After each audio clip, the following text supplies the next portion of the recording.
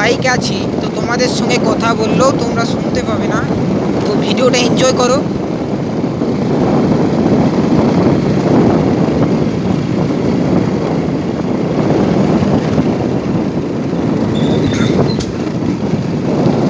কি সুন্দর প্রাকৃতিক পরিবেশ। তো এটা তোমার, আমি ভিডিওটা যখন শ্যুট করছিলাম তখন প্রায় ছটা।